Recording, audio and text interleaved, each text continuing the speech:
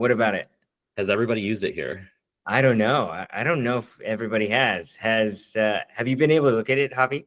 Even able to I've use it looked at though? it. I got an error, but I didn't try. It was related to Nessie, but it was in the second step, so it created all Okay, the packages okay. and everything. Yeah, my Yeah, concern would be like if you're using it just on a laptop, it will kill the laptop, or like it will die because the laptop doesn't have enough. But yeah, let's look over that real quick. Oh shoot. Okay. What's the minimum RAM that you need to run it, you think? That is a great question. My guess would be 32 minimum. Yeah, got it. yeah. I have two laptops. I have an 8 GB Air, which I just use for travel, and then I have a 32 GB that I'm on right now. Yeah, I would imagine like minimally 32. I took out one additional Postgres database, so actually I need to delete that entirely. So if that's not running, then maybe that'll be better. I don't know. You scale down to a single worker too, right? Yeah, everything's single worker, so hopefully we should be much better. Actually, yeah. I have a 32 gigabyte machine. It runs easily, so I would suggest like somebody try it with 16 or 24, and I'm gonna guess that it works fine, just very slow. Yeah, I have 64 both on my laptop and my my big machine, so it's hard to. eight used to work. That was working for me for I don't know up until recently. Yeah. Oh, nice. It was slow though. Things would get hot, but it worked. Wait, we're talking about the Trino local Trino. Oh, sorry, not Trino. No, sorry. You're talking about DuckDB. Yeah, that's different. Yeah. DuckDB should be lighter weight and faster. Cool. All right. Cool. Yeah, so we don't need that side. So everything with the local Trino runner, I've tried to keep this actually as clean as like a terminal UI as I possibly can. But let's see. So basically what happens is everything's under this OSO CLI command. And then there's now an ops section. I think, I wrote an issue to try and figure out a better ordering of all this, but for now, this is what we have. So if you do this OSO ops cluster setup, if this is not your first time, it'll have to be quite fast. But if it's your first time, it'll probably get stuck on, this right here. It's your first time. It'll look like it'll stall for like 5-10 minutes, maybe. It's working, I promise. So yeah. But when that's run, you can then go to, I would highly suggest you install K9s if you're at all wanting to look inside of the Kubernetes stuff. It just makes things much easier. And then you can see the pods that are running. So here, we have the Hive Metastore, which I would love to get rid of at some point. And then a SQL specifically for that. Minio, which is the S3, it's it's an S3 open source product, basically. They're also a company, so I guess it's for on-prem S3. Local Nessie, so this is Nessie. This also, uses a Postgres database. This uses the Trino Postgres. And then finally, we have, oh yeah, you don't have to worry about that. That's some kind internal stuff. We got Redis and the Trino itself. So those pieces of it, yeah, I haven't actually done any profiling on how large it is, but those are the things that you would be running. And so basically what is set up is actually also FYI, like I have noticed that sometimes that entire command will run and then you still have to wait another like 10 minutes as it if it gets into some kind of weird loop, it retries until all the actual pods load. So yeah. Sometimes I run the command and it looks like it finished, but then I still have to wait another 15-20 minutes for the actual Trino Postgres server to come up. Yeah, I think what we should probably have is a a little status thing at the bottom to check the status of all those little parts of it. But yeah, just so you guys know, the Trino is all configured here in Flux. So that's like the That's all. Everything in ops, and anything with a Kate's prefix. So if you look in, there's a Trino for local. So I organized this by let's see. So the applications are organized by environment. So there's, the base environment, which is just something that you can copy from. You got local, you got production, and you got staging, which technically doesn't exist right now. Or doesn't exist right now, not even technically. And then for certain things, you may see common, GKE, and kind. And so those, like when you look at the operators, they're not organized by environment. They're not organized by environment. They're organized by like infrastructure type. So GKE is for GCP related stuff, and kind is for anything that is using the kind runner. We can also experiment with using K3S. It didn't work for me because I have like some special rootless Dockery stuff. Sorry, K3D did not work for me, which is a different tool. But yeah, we can talk about that at some other point. But basically, yeah, if you look at the local Trino, as much as possible, we tried to match what's going on in production. So we have, we even have like fault tolerant runner, which is kind of wild. Yeah, all the passwords and stuff are completely plain text because I mean they're all running local. Yeah, so we have a source that we can use to dump like Parquet files in and out. We have BigQuery, which isn't actually BigQuery. It uses Iceberg. And then we have metrics here. These are the different schemas within Trino. And yeah, so BigQuery, the BigQuery thing will act as best as possible to the current BigQuery schema. And then metrics, this will behave exactly as we have it on production generally. So yeah, and then the only thing different is we configure Nessie because Nessie has much better documentation than Hive. In fact, which is to say that anything better than nothing is better documentation than Hive. So yeah. But yeah, so the things that are useful here are running the actual application, or sorry, the metric calculation. So there are a couple of different things that we've added. So if you do a local Trino flag on either initialize, reset, or anything within the local space, it will actually, write to the local Trino instead. And that's, yeah, it will automatically do all the port forwarding, all the other stuff. So I don't have to tell you. Apparently I need to log in. Hold on. Let's be lazy and use my already baked in service account. I mean, we're running a little like fast Oh and yeah. loose. We're running a little fast and loose right now with respect to like testing. But if you are like adding SQL queries where you're not sure if this JSON parsing function or this timestamp function works on Trino, like I don't think we have Trino and CI/CD yet, right? Like we don't. Yeah.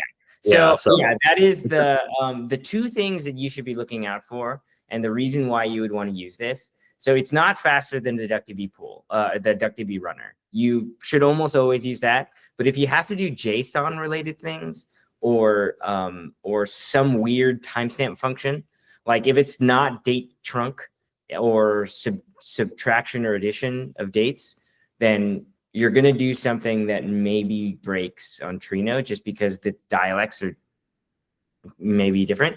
But I am finding that the date stuff is more consistent. One of the big reasons we had issues with that previously is because ClickHouse date handling is completely messed up. Like it just doesn't work compared to DuckDB. Like when you transpile with SQLglot, it's just completely different. Like worlds different, alien language. But yeah, that is not the same here. But yeah, so this initializes the database. I just deleted mine because I was doing some stuff. And then you can also, I'm just going to show you the command. but I'm not actually going to run it because this thing's taking a minute, and I should have probably restricted the rows. I think But- the point that I was trying to make was like, this is our only way of testing Trino in a Yes. non-production environment. So if like I've already done this and I've already broken production and that was all my bad, but like, you know, being able to run this locally is the only way for you to debug your SQL models to make sure you don't break production. And so it's worth getting comfortable with this and letting it run. Yeah. Exactly. Yeah. So the cool thing that I've added here is I've added a SQL mesh subcommand to the local subcommand group. And that basically just it's essentially a proxy to the SQL mesh command, but it adds some additional stuff like connecting to the actual Trino data source. Or the local Trino collector. So if you were to run this, it will automatically connect to that, and then make sure that you hit this flag, this -- local Trino flag, and everything will work as expected. And yeah, that's it. That's everything. Any questions? No, I saw it yesterday. I mean, it was pretty nice. Everything worked. I think that I did the setup for like the private ops, so maybe it's like mixing namespaces and stuff. That's one of my things. But yeah, it looks really good. Sweet. Cool. Yeah, definitely ping one of the Discord channels if you can't get it to run. I think it's like a prerequisite at this point to run. Any other gotchas? The only other thing I would say is like I've been trying to add to the SQL Mesh README like any commands that I might need. So you just take a look at that README. If there's like I added, sometimes you need to just like check the pods, or you need to shut down the cluster and restart it. Like all those commands are in the README. Yeah. One of the things I guess I should talk about really, really quick. Let's do this again. So one of the things that's very useful is sometimes to look at the Trino like UI. So actually, let's kick off a SQL Mesh job, and I'll show you what that looks like. And then also once we get access to Trino on production at all for folks, this will be useful. Yeah. Okay.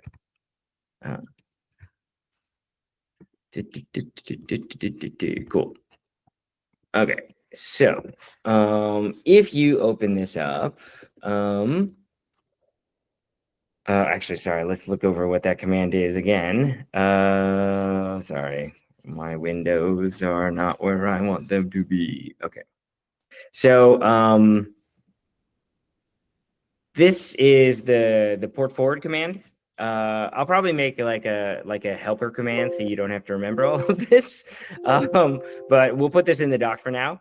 But basically what it does is it forwards the local Trino service so that you can access it on your 8080 port. Like, so you take a look at, so you run that, let's say yes, and then we can take a look at actually how this is running inside here. So that is the FYI. Oops. So for most people, this would be on their local host. For me, because I use remote stuff and I'm Tailscaled in, it's on my Tailscale net. But yeah, this is everything running right here. You can then also look at failures. Like this one's like, hey, this table's not found. That's strange, But yeah, you'll see, how well it's running.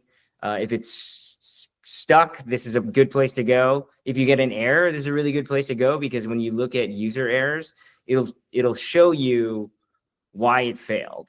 And that's very helpful to debug. It'll show you the query you were running when it failed. Sorry. And sometimes it'll tell you why it failed. It'll also have the fully rendered query as opposed to, SQL Mesh.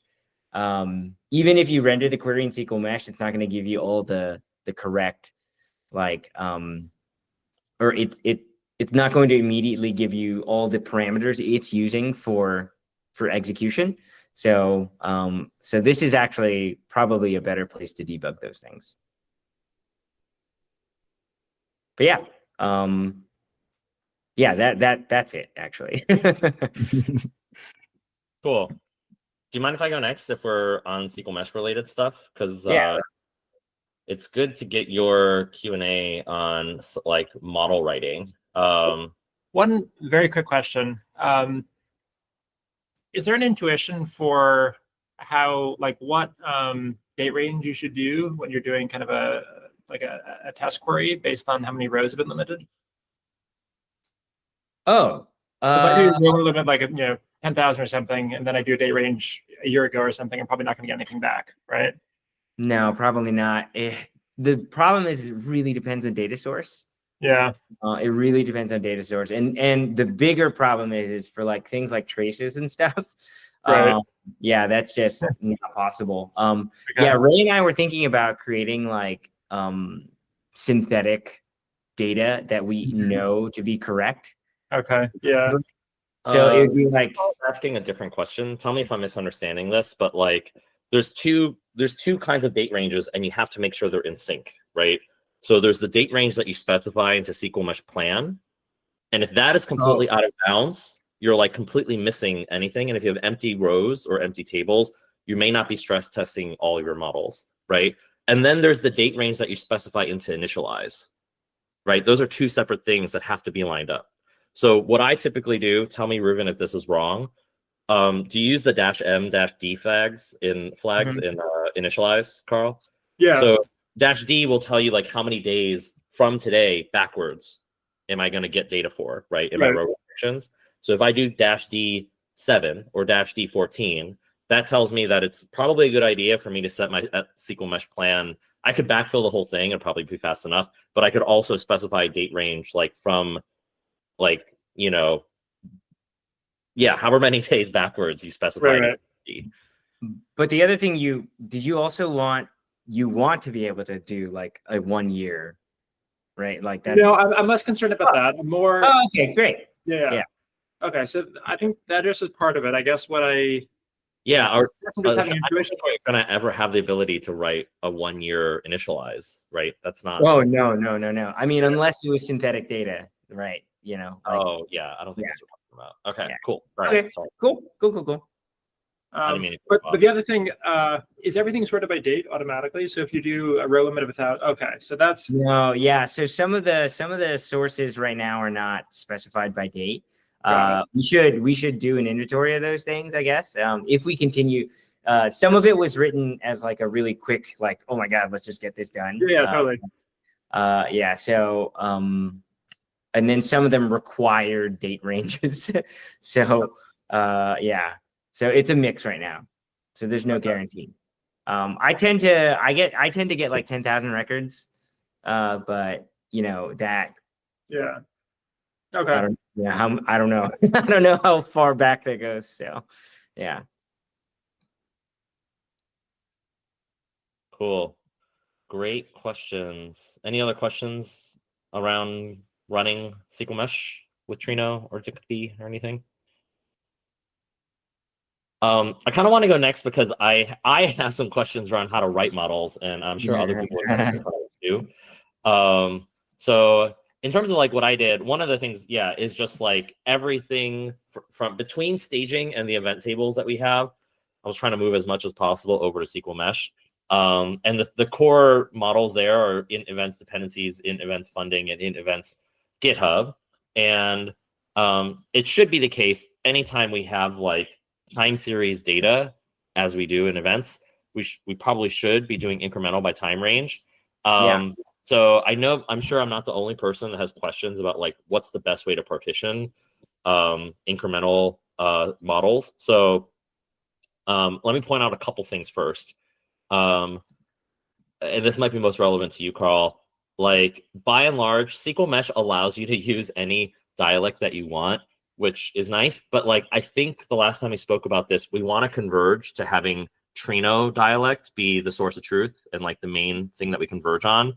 and we want that mostly because that is what runs on production. It's the most important dialect that we have, and we'll just let SQL Glot take care, and our macros take care of the translation to DuckDB. And so if it runs on DuckDB, it's generally a safer, environment to be in. So the way that you specify that is with this like Dialectrino thing on top. And then, yeah, I have some questions around this because I know that you were fussing with this before. In the past, I just set incremental by time range, and I would just like do the time column thing. And in theory, SQL Mesh like should automatically add the where conditions, but it sounds like it's not, right? And so Yeah. If you have things deeply nested in like CTEs, apparently, so SQL Mesh adds the where clause to the end of the entire query. So it's dependent on the runner if it's good enough at optimizing to figure out, hey, this column that you are setting this range for is also the same as this column that's the partition of the source data, right?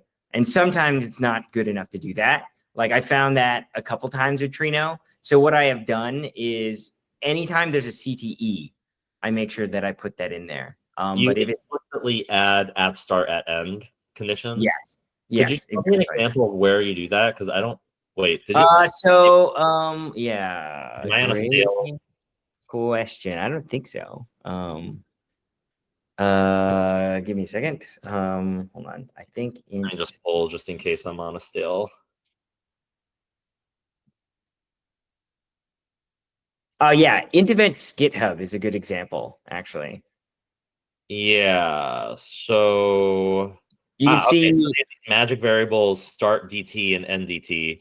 Yeah. So, okay. So there are a couple of magic variables and they're named in very confusing ways. So, and I'm a complain to Toby about this basically, but they document it. So it's totally fine. It's just for me, the naming is odd. So, that or my understanding is wrong. So they have start underscore and then something, or end underscore and something. And that something is, there's a couple of options. There's DT, which is date time. So I think for some dialects that gets turned into like a date time type if that exists. And then for some dialects, it gets turned into timestamp. For Trino, it gets turned into a timestamp. So we can use that for anything that is a timestamp. And then there's date, start underscore date. You should use that for things that are date.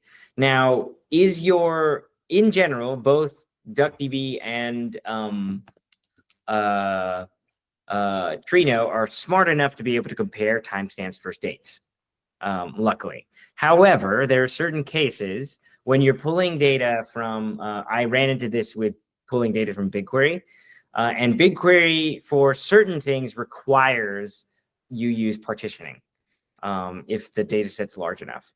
And if you use the wrong data type, it will kick it back at you as an error on production, or on Trino. So it's like, hey, yo, you can't do that. So long story short, either use date, start DT, end DT for timestamp, or start date and end date for dates, right? exactly. So basically, the best practice here is anytime you have a CTE, you should be adding these where conditions yourself to basically create the time ranges.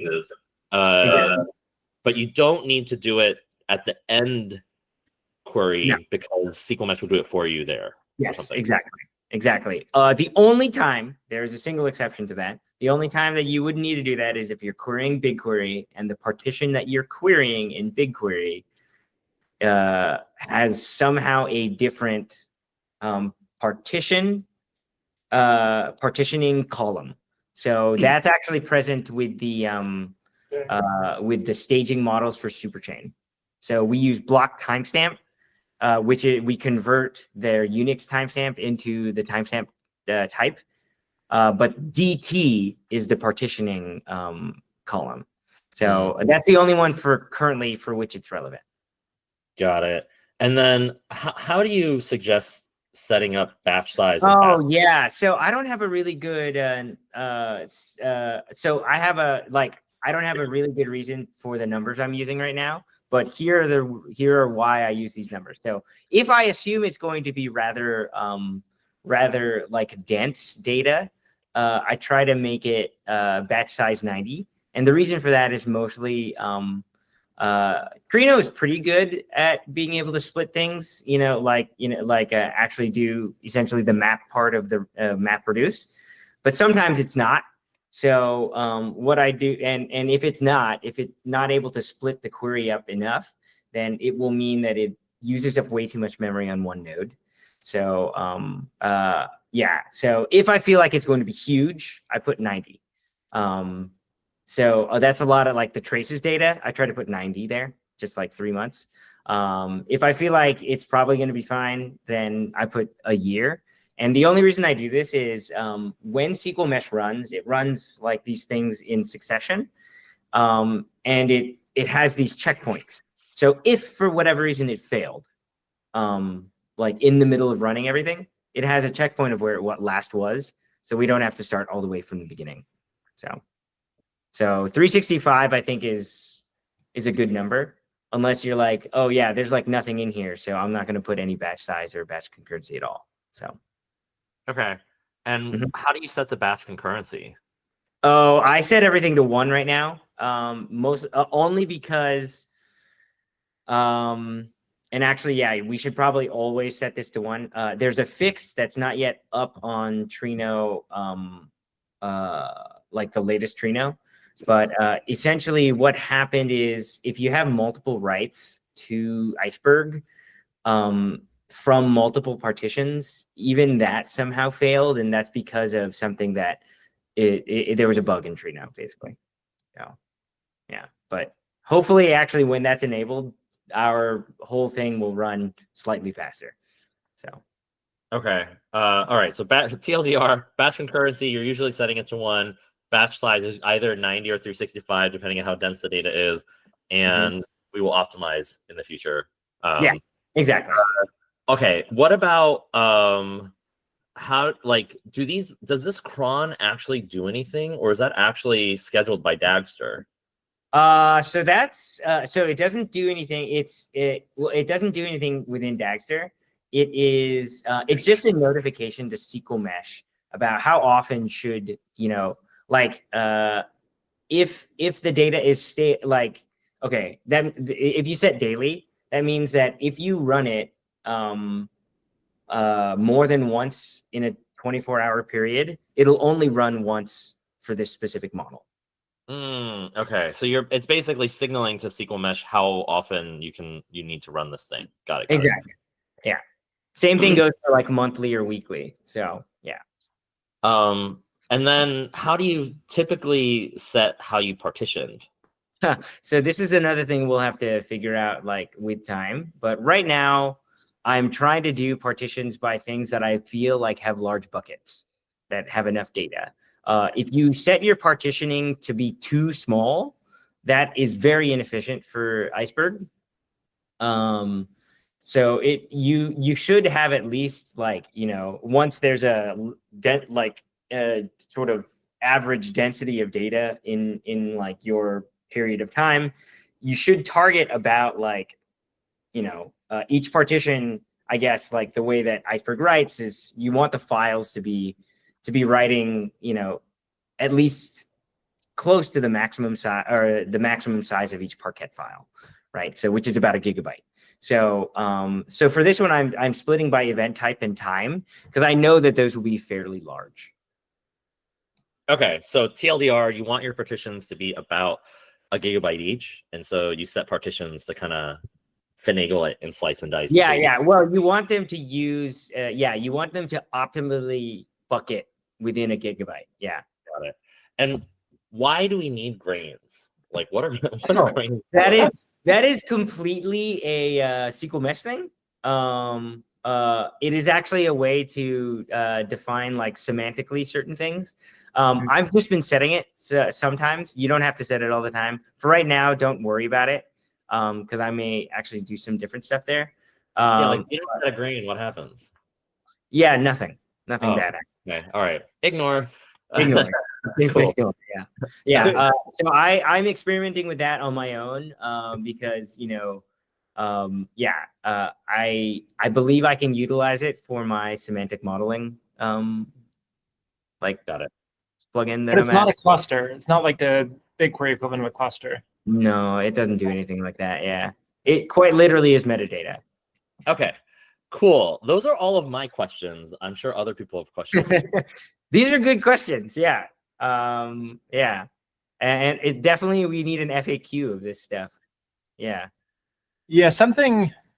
Anyway, like maybe after 2 or 3 times you just get the hang of it. But an FAQ just around all the date stuff would be super, super helpful. Only Yeah. because. Yeah, exactly. Yeah. Yeah, I think I need to make ones around, the correct like subtraction, addition. Yeah, like exactly the Yeah. intervals, the operations. Yeah. Yeah, I think if I do those 3, that probably gets most of the stuff. The one thing I do want to note, when you write an incremental, I would say at this point you must explicitly set the partition. Because if you don't, so see here on line 10, partitioned by, it has the day function. This day function is specifically Trino syntax. But if you don't set that, Trino is not as opinionated as BigQuery. So BigQuery is like, the maximum that we will partition is an hour. Mm-hmm. Trino's maximum partition granularity is whatever the smallest for your unit size is. So, so if you are not using the date, if you're using a timestamp, it is quite literally 1 bit. So that's not good, right? So Cool. Thanks for that. That makes sense. Cool. I just to Carl's point, totally agree. I think we should just do it collaboratively though, because usually FAQs, the best FAQs are written by people who are doing it the first time. Yeah. And so as you like see things, definitely add it to the README for now, and we can like translate it into better documentation in DocuSource later. But like, yeah, we got to catch this the first time. Like you're never gonna have fresh eyes ever again. So like if something pops up in your mind, please like jot it down in the README. yeah, I'm jotting down all the questions you asked me right now. Yeah, we've got a transcript as well, so we can. Oh yeah, that's right. For AI overlords. Google. Cool. Any other questions on model writing?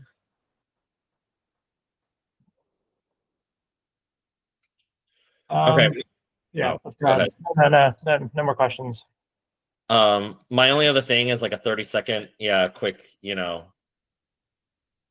PSA, which might be just going into the ether, because I know that like OP Labs wanted access to this as well.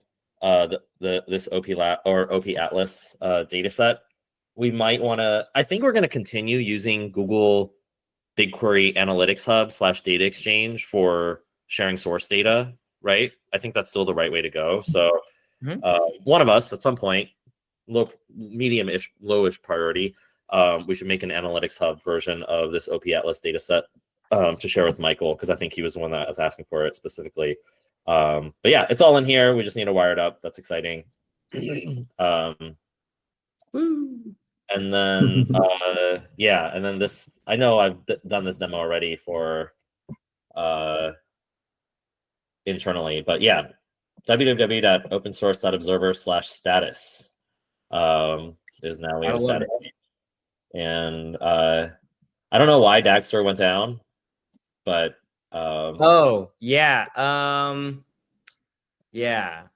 that's weird. When was that? Yesterday? We got an email notification for it, so we'd have to go back and look. But anyway, that one's like not super important, but like, yeah, it's good to see the other stuff. That's it. That's all I got. Well, we're still within, our 1.9, so of availability on this graph. Yeah, I think it's normal. I think it's not unreasonable to have Dagster have less than even less than 1.9, right? Compared to the other like production customer. Well, yeah. No one but us is touching that. Sure, yeah. Cool. You want to go next, Abby? Sure. Okay, so let me share this screen. Okay, can you guys see this? Yeah. Yeah, looks good. Ooh, yeah. Awesome. So I would like to introduce yet another factory, in this case for the GraphQL APIs. So one problem we had was that whenever we wanted to write, for example, a data collector or a data crawler for like a GraphQL factory, we need to manually create the query. We need to like investigate how the API is working, which endpoints they have. Then we have to manually like, get all the types. And when I did my Open Collective factory 5 months ago, which is a lot of time, I realized that there's a lot of data, a lot of nested data, a lot of repetitive data, and it is a grueling task. Like to manually do that is a lot of time. So this GraphQL API crawler tries to help people who want to write a crawler in the future by exposing only a super simple API, which is an example like this. It's like another 10-line config, and the factory will do everything for you, and it will grab, it will actually wrap all like the internals and everything and stuff it away. So how does it work?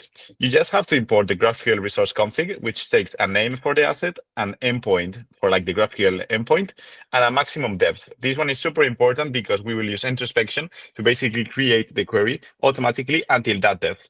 For example, let's say we want to get all the Open Collective transactions as we're doing here. I want to get until 3 levels of depth. That will get, for example, all the metadata at the first one, then all the nodes at the second one, and it will stop.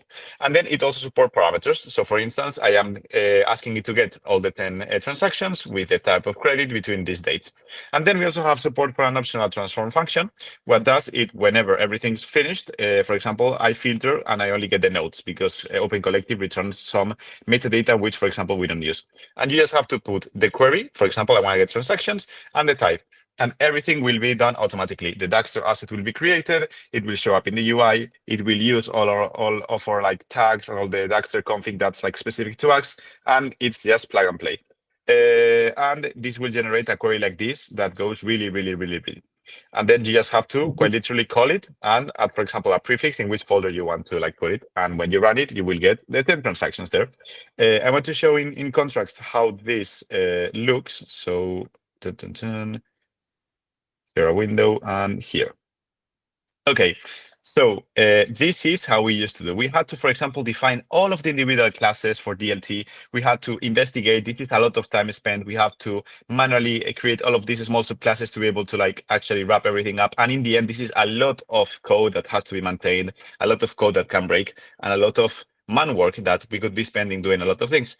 And the equivalent, as I showed you earlier, is this example, which is way, way, way better. So how does it work? Basically, under the hood, what this does is it throws an introspection query up to the depth that we want to like fetch, and it basically gets like all of the types, all of the definitions, and all that we care about. And then the code just basically maps all of the types from GraphQL to the BigQuery.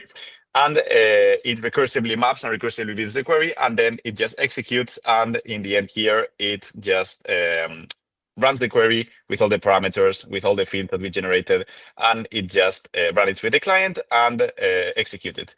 This is inheriting our DLT factory, which is here. So basically everything is like, everything we do to like DLT factory will be picked up by this. So it doesn't need a lot of maintenance, and it will quite lower the barrier of entry for contributors if they want to, for example, contribute to a new GraphQL factory.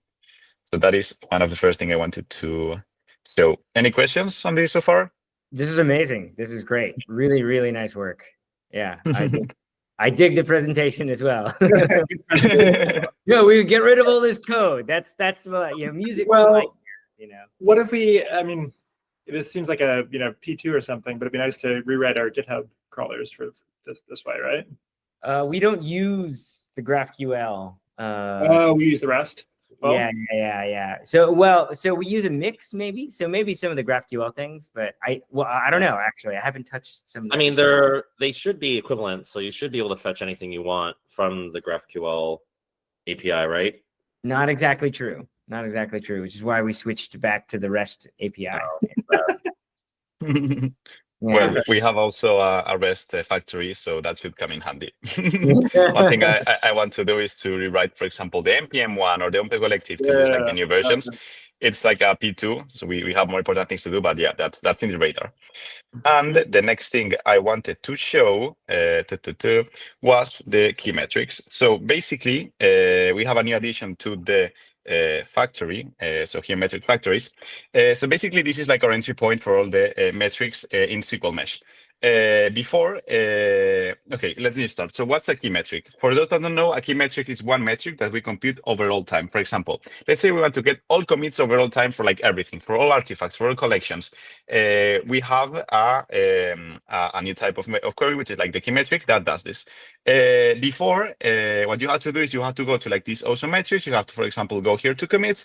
You have to actually copy this and say here, hey, here I want to like sum all of them over all time. So instead of here, you had to take, for example, 1970 at the beginning of date now, and you had to create one for each of these. Okay, so it was a lot of code application, and it was not super scalable. So Ruben and I, we were pair programming, and we created this new factory option, which is called overall time. So basically, what this will do is this will actually go to like these models, and it will bootstrap all variables and generate all queries, so that on top of generating the time series and everything, it will generate a query over all time, which will be then done separate from time series, and we can consume them. We can consume them here in metrics by here. So it will get wrapped up in metrics, key metrics to artifact, by collection, and by project. So this is done by the factory, and it is wrapped up completely, so automatically. So if you want to add one of these, for example, you can go here and you just put, hey, overall time true. What we also achieved is that all of these now can coexist. So in the end, in the past, you had to actually create one entry for each. So we had, for example, blah, blah, blah, rolling, which was only the rolling, and then entity type we didn't have. So now all of these can coexist, and it generates different models regarding the configuration. And that gives us all of these key metrics. I have so many questions about this. This is super cool. One is like, okay, so now that this is wired up and this is on the main branch, like this should have been running as Ruben's been running the production. Yeah, it executed properly. Yeah. I'm trying to understand the performance of something of like when you set the overall time field, like those are actually pretty performant on Trino. I guess like mental model, agree or disagree. Implementing metrics this way over all time should be as performant as writing like the handcrafted models that we had before for on-chain metrics by project, on-chain metrics by artifact, on-chain metrics by collection. Like the query, like the cost to run that should be close to identical. We actually should have an optimization to make that true, but I mean it can be. Yeah. The optimization what is preventing that from being true right now? Oh yeah, the one thing is right now it's split up into many queries. We could collect them into like the same query if they're all using the same data source, and then that way it's the aggregate runs basically just as it would have on BigQuery. But comparing and contrasting that to hand-rolled stuff, like saying on-chain metrics by project is probably a misnomer, because what we actually end up doing in the DBT world is we have a separate model per metric, and then we aggregate it into that one model, which is effectively what you're doing right now with the aggregate. Oh, okay. Then it's the same. Yeah. Then literally the same. So there's like yeah. Like it, the main thing that makes this expensive is when we decide to do rolling windows time series type stuff. If we're doing it over all time, there is no reason not to use the metrics factory, right? Yeah. I mean, yeah, exactly. Trino is very good at this kind of map reducey kind of thing. Yeah.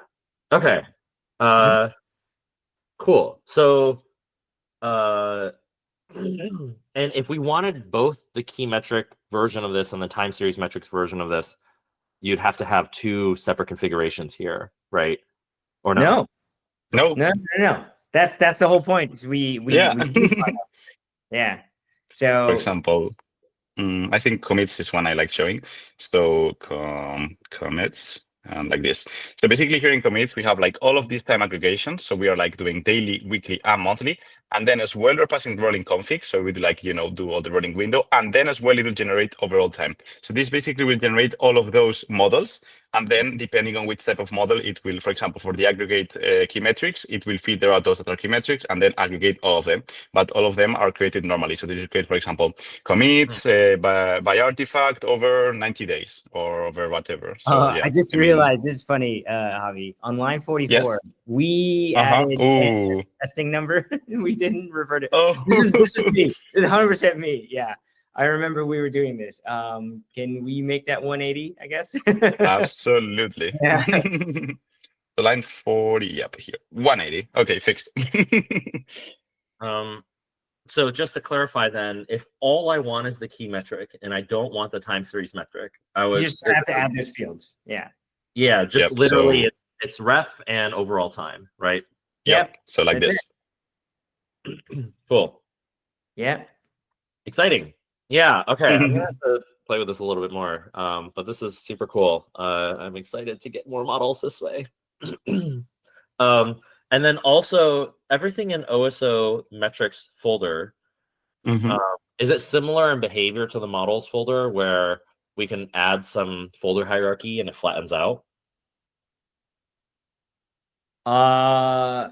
It's agnostic to that because it's all about the reference. Yeah. So Yeah. So, but it will recursively Yes. search the subdirectories for all the. no, because when you go the Oh, metric you factor, explicitly reference. I see. you explicitly reference. Yeah. Got it. Yeah. So Yeah. yes, we can do that, but it's not because it automatically discovers anything. Okay. Yeah. Okay. So ref is a relative path. Correct. Okay. Inside OSO metrics. Yeah. Inside- Okay. Cool. I'm gonna want to move some stuff around then, but yeah, that's helpful. Cool. Awesome. Yeah. Exciting. Thank you. Start using this afternoon. Last random question that you should definitely say no to this, but I'm just gonna ask anyway because I'm mostly curious. Since you've been doing all this like schema introspection stuff, Mhm.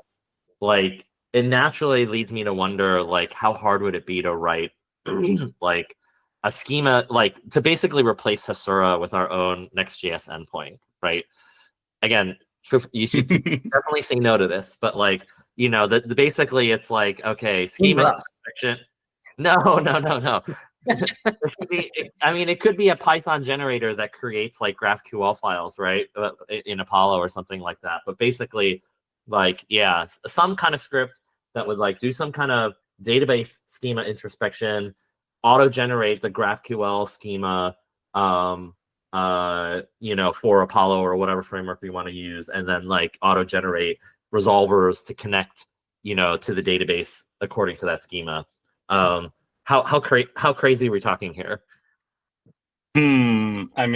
I think that there's like actually projects that do that you pass like a connection to a DB and like they, for example, generate the client. I know that in TypeScript, for example, I've seen some projects that automatically generate like SDKs. So you pass like sort of like a configuration and it will like fetch everything and create you like a typed version of your API. So I think we are not the first ones here, but I will need to investigate. Off the top of my mind, there's some work there. So yeah. Yeah, well, we're definitely not the first one. We currently use Hasura right now. The main problem with Hasura is that it doesn't have Trina support. Yeah, and we have seen Stainless. That is cool, but that's mostly on the SDK side. I'm mostly looking on the API server right now. Well, we can file an issue and we can put it in the grab bag. I'll fetch it eventually. Yeah, I'm very curious if it's just we should just write the Trino connector for Hasura, like yeah, that's another option. Yeah, totally, because they have this whole FTC framework. Yeah, exactly, right. Yeah, and I'd rather do that than try and do it, all ourselves, as much as I love like NBH, right? But yeah. I was just wondering how much of this stuff is applicable, but it sounds like there's a lot of stuff around. There's still a lot of plumbing. Yeah, I mean, I would say Yeah. it's very applicable because we can get very good like schema introspection, but it's still a lot of plumbing. Yeah. Cool. Good. Okay. 5 minutes. We got Yeah, 2 more to go. I'm going to do a Okay. fast one. I'm next, right? Or is it Rohit? I'll do it. I think it's here. Ricardo. Okay, great. So as you probably heard, we are building models. One of our partners, Optimism, they want to use these models to power the next retro funding round. Right now, we have various versions of where these models are implemented. So we have one version which is in SQL Mesh but hasn't been deployed to production yet. We have some kind of testing grounds that I'm working on to kind of iterate more quickly based on the data that we already have, which is in dbt. And then to get a few people to start kind of sanity checking some of the results that come out, we've created a private repo in the Ethereum Optimism namespace where we can actually dump CSV files, and Jonas and other people can kind of look at the data and get a sense for how things stack up. So I'll actually just show that because I think it's the most distilled version of the metrics right now. And you can see how the different pieces fit together. So if we go in here, this is private, but the idea is that once the round is underway or at the end of the entire thing, they're going to make this public so people can see the commit history and where the metrics came from. And once we create the weighting algorithms, you can see when that was committed, and you can see the logic behind weighting each of the metrics. So in any case, we'll come in here. If we go into data, these are, again, just a few dumps of the data that we have. The most basic one is just the projects. So we have our IDs and names. These will soon be replaced by the OP Atlas ones, as Ray shared. We have, let's do the project to dependency graph. This is originally pretty large. This is a simplified version, which basically just looks at the, where was I? Which just looks at the relations between on-chain builders and their dev tooling dependencies. So there's kind of a filtered set of repos, and then any project that is an on-chain builder that is importing one or more packages from that repo will include that here, and we'll differentiate whether it's a cargo package or a NPM package. Everything else, I think, goes in the, we get everything here, so we get Python and stuff. The only ones that are going to be accounted for the round are Rust and NPM. So there's that graph. We have another thing which is called trusted developers. So any developer who has made commits to one or more repos that is maintained by an on-chain builder, we kind of include them in a set of about, I think it's 600 or so trusted developers. So there's a bit of metadata about their history with that project. But then we use this to create another graph, which looks at the projects that those developers have shown some interest in. So this table shows basically the developer, the project that they came from, that they're working on, and then any kind of engagement that they have with a dev tooling project. So this could be simply starring it, it could be forking it, it could actually be authoring significant pieces of code, opening issues, etc. And so we have this table that kind of captures these kind of engagement activities between developers and different dev tooling repos. And then finally, probably the most interesting part is that we have some metrics that are coming out of this. I'll show the dev tooling ones first. These basically take a project ID. Right now we just have a semantic metric name, a date, and the amount for all of these different metrics. Right now there's, I think, 15 or so that are being run. This is for the dev tooling. We have the same thing for the on-chain metrics that are coming through. There's some funky new metrics that we haven't encountered before, which I can explain separately, but they're a bit more complicated than our standard metrics. And finally, the way this will all fit together is that there'll basically be some different algorithms that take these metrics, ingest it, and assign different weights. So there could be a growth a growth algorithm which really cares about projects that are growing very fast over the past 30 days when it comes to TVL or when it comes to onboarding new users. And then maybe there could be one which is more based on kind of historical impact. And so it doesn't care how fast you're growing. You could actually be in decline, but if you have a lot of users or you have a lot of TVL, you'll be weighted more heavily by that algorithm. So once you have all the metrics running, the next step will be to create 3 or 4 different algorithms that can then be brought to voters.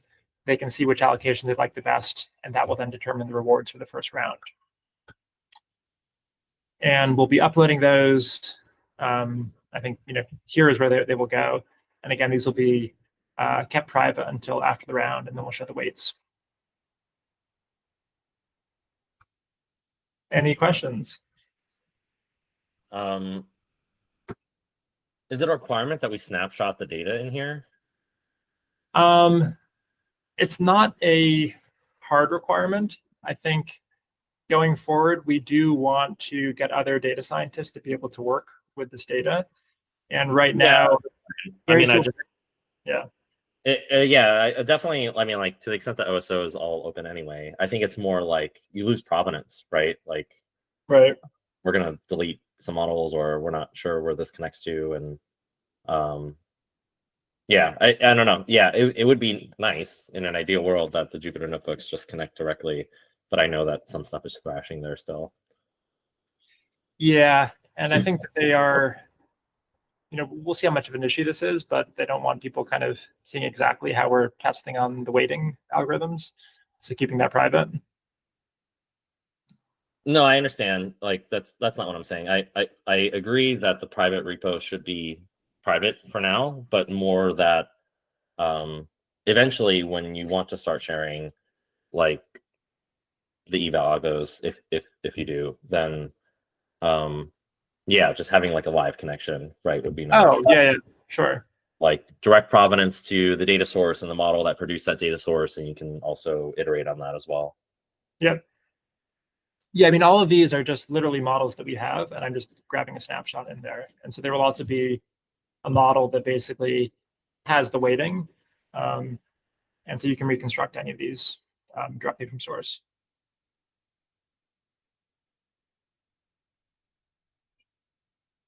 All right, over to you, Rohit.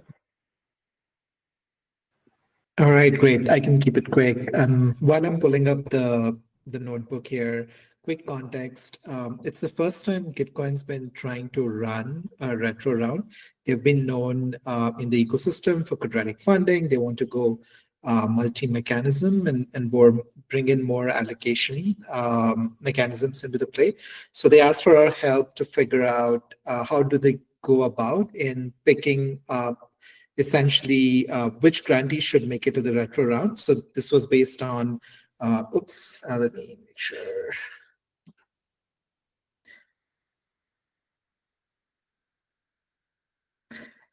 So based on certain data criteria, what metrics should be used to figure out which grantees make it to the round.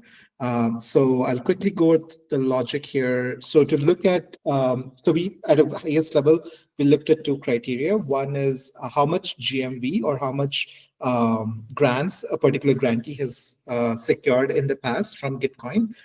As one of the weighting factors. And then secondly, we looked at their development metrics to see if certain projects are not very active in the ecosystem, then they shouldn't make a cut. So real quick, running top down, now that in OSO we have data normalized for all the Gitcoin grantees across their funding data and their development metrics, something like this to just go look at the past Gitcoin rounds in the recent history, pull out the top grantees based on how much crowdfunding and matching funding they have obtained is fairly quick and easy. So that's where we start, and then we go on applying criteria for making sure the rounds have been meaningful. There's decent amount of participation in every round. The idea is then to get to head-to-head comparisons that can help with applying the LO rating algorithm to make sure that agnostic of which rounds the grantees have participated, we normalize the differences across these rounds and be able to compare grantees across each other. Even in cases where two grantees might not have participated in the same round at the same time. So yeah, Carl, thanks for your help and pointing to the yellow algorithm. I think that's where a lot of this magic happens. Once we apply that forced ranking based on how much funding they've secured in the past, we then pick up their last 6 months of code metrics. And an easy criteria here was to just look at the number of commits in the last 6 months. There was just like low-hanging fruits to exclude certain projects that just have not been active. And at this point, that's the data we have shared with Gitcoin. It's a forced rank list based on the yellow rating that normalizes the round grantee performance across rounds. We have excluded certain like really basic checks based on number of commits, and those projects are out. And the idea is to then select, our recommendation is to select the top 30 of these projects for retro round. Some projects may still choose to go into the quadratic funding round. So there may be like 40 odd invites that go out for a round of the size for 30 grantees, then which will eventually have another metrics-based voting for the final allocation of the capital. But yeah, that's the context and the approach we've taken so far.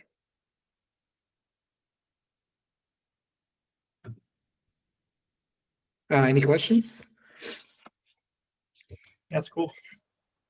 Yeah, it was awesome. So, who was like the main point of contact or consumer of this notebook on the other side?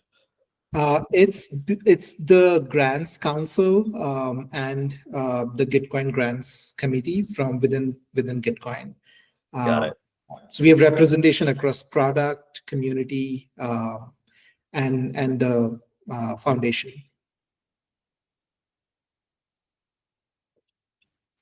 All right. Thank you.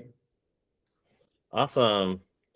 I was hoping this would be a shorter one, but I appreciate that there was engaged Q&A because I think we don't always get that. So thanks, everyone.